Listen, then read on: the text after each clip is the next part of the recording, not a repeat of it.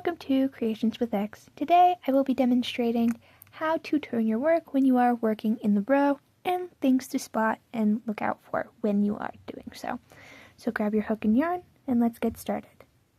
So what you're going to want to do is, this is just a demonstration that just a little sample piece that I've worked up to get started.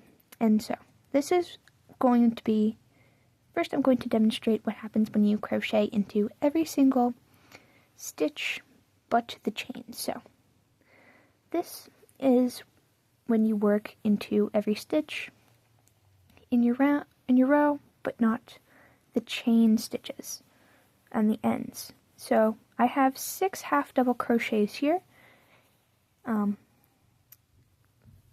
going to crochet to the end of this row and just demonstrate what happens. So this is my last stitch. Just going back and counting, I have 6 half double crochets, not counting the chain. So 1, 2, 3, 4, 5, 6. This is just what it looks like when you turn. So you're going to turn your work. You're going to chain 2, and you're going to go into this first stitch and just half double crochet into every stitch across. So you want to make sure you're going into each stitch, and make sure you know how many stitches you have as well, because when you have your stitch count is important in crochet. That your stitch basically, and also if you don't know what stitch count is, your stitch count is basically the amount of the number of stitches you have. So as you can see, I have 6 stitches, and I want to keep having 6 stitches. So you just want to make sure that you are keeping track of that, because if you don't, if you have less or if you have more, that means you're either increasing or decreasing, and you don't want that. So this is what happens when you skip the chains at the end of every row. You see how it's kind of like bubbling out, so to speak, kind of a ribbly. That's what happens. It can produce a nice effect for some things, but for other things you might want straight edges. So I'm going to demonstrate what to do to get straight edges. You're going to chain 2, and you're going to skip this first double crochet, or first half double crochet, and go into the second one, and just half double crochet, or whatever stitch you're doing is normal. For other stitches besides half double crochet, it would be the same. You'd just be doing you'd chain the amount of stitches you need at the end of the row, turn, and then just continue, follow the instructions like I showed you. You would also crochet into, when you get to the end of the row, and you're crocheting into the chains, you want to also crochet into the topmost chain. For that, for half double crochet, since it's 2, I'm going to crochet into that. The topmost stitch is the second chain, so I'm going to crochet into that. And looking back, I have 1, 2, 3, 4, 5, 6 stitches here. So my stitch count is correct. See how it looks slightly different from the rows below? It's because we're going into the chains, making the edges nice. Another thing you could do instead of a chain at the end of your row, or like a chain 2, chain 3, whatever you're doing, you could also do a standing stitch, like whatever type of stitch you're working with, so like standing half double crochet, standing double crochet, which basically is a really fancy way of doing a stitch without a chain. You just kind of build it up yourself, which is it's definitely advanced. I probably wouldn't be doing a tutorial on that anytime soon either.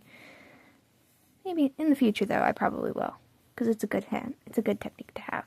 But this is just basic. We're just going basic now. So, and make sure to keep an eye on your stitch count, because you don't want to accidentally increase or decrease. See?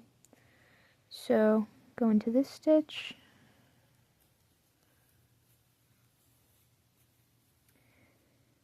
You count 1, 2, 3, 4, 5, and then you're going to go into the chain. Now remember, if you're going into the chain, don't go into the first stitch of your row, because that will mean you're increasing. Unfortunate, yeah. So that's a bit more what it looks like. You see how straight it is?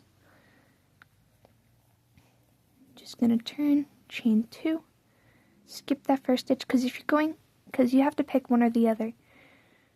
Going into skipping the chain, you have to either skip the chains or go into them. Can't really be doing, don't do both.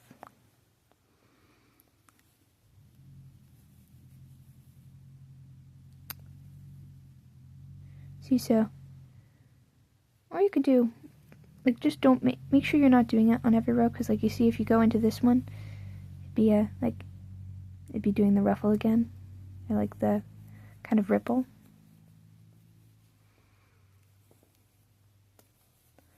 Some people like doing like a less stitches than usual, than usually required to get the height necessary. So like maybe for a half double crochet, they'll do one chain stitch at the end of the row instead of 2, just to kind of avoid getting that bit of a gap there, because that can happen as well, because you're skipping one going into, because you're kind of skipping one and then going into that place where you skipped.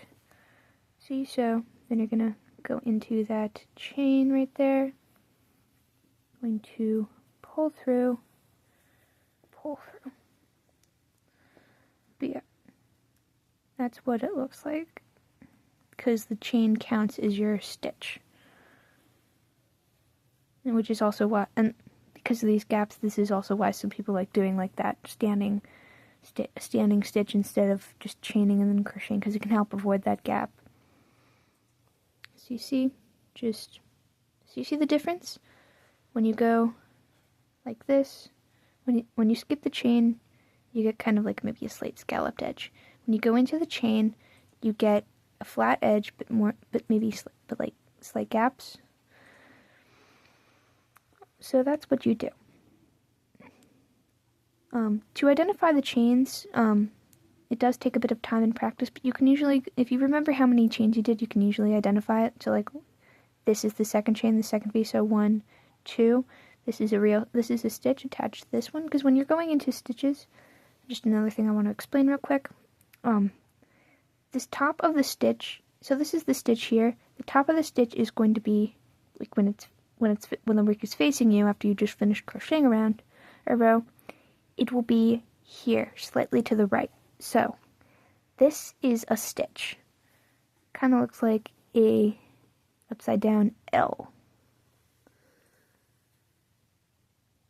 Well, backwards upside down L, but something like that. So it's kind of like this. Same for here. So it actually works a bit better here. So this is the stitch I just crocheted. It goes up and over. This is part of this stitch. When you flip around to the other side, it kind of is reversed. So this is part of this stitch.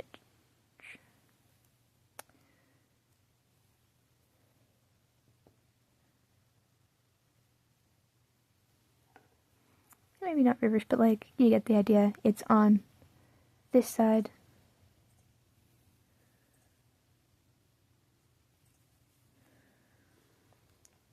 So just remember, this is one stitch when it's facing you.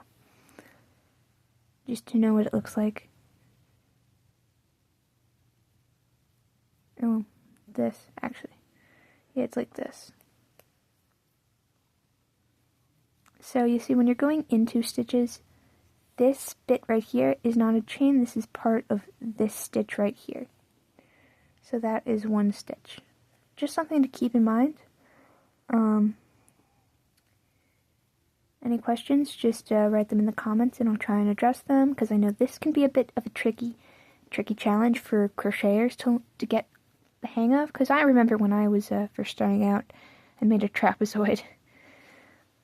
But yeah, make sure that you know which stitches you are putting your hook into, because this is what keeps your stitch, and remember stitch count. That is very important. In fact, it's so important that if you're good enough, when you're good enough to start following patterns, or when you do start to follow patterns, it'll often be included is like the amount of stitches you're supposed to have at the end of a row or round.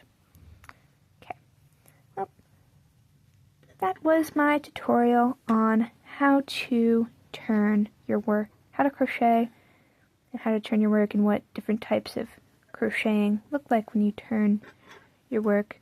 Thank you for watching, and happy crocheting.